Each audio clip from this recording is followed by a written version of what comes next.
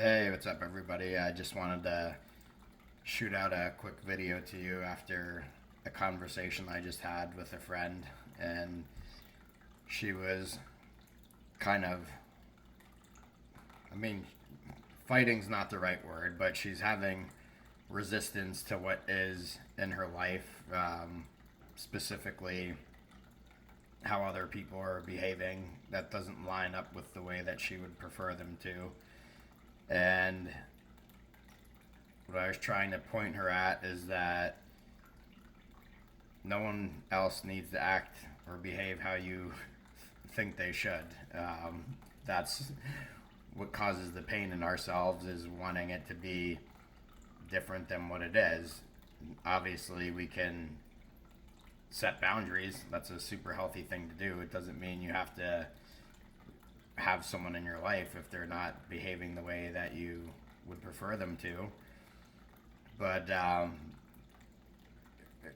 you also haven't walked a second in anybody else's shoes, and I know that's kind of an old cliche saying, but not one person on earth is you, and no one else is wired the way your brain is wired. Nobody else has had all the experiences that you've had to condition the mind and body to be what it is at this point in time. And I specifically say mind and body because who you really are is the soul, and that can't be conditioned. It just is. It's just pure being, and that's the remembrance that we should all, it's not really a trying, but for lack of a better word, that's the remembrance we all need to try and get back to, is that everything else that isn't just being is just conditioning from whatever we've had in our lives.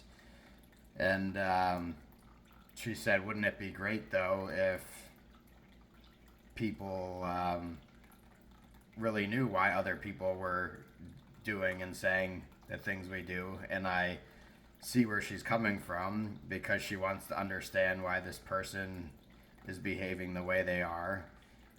But what I came back with after I sat on it for a little bit was that this would be a super boring existence if we all knew exactly why everybody was doing what they're doing. Like, what is the fun in that? Then there's no unknown, and I know the mind doesn't like the unknown because it thinks that's scary. It's not a safe place to be. But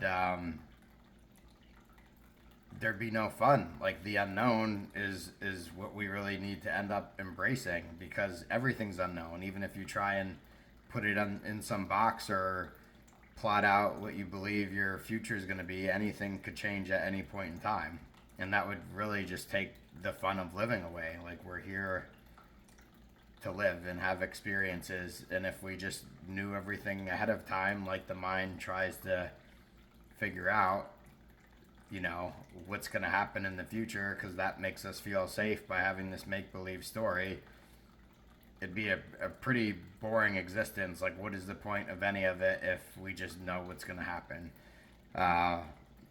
So what I'll leave you with is try and get to a place where you are just accepting of the people around you, that they're just doing whatever they're doing based on the life that they've lived, and you don't need to understand that because you can't.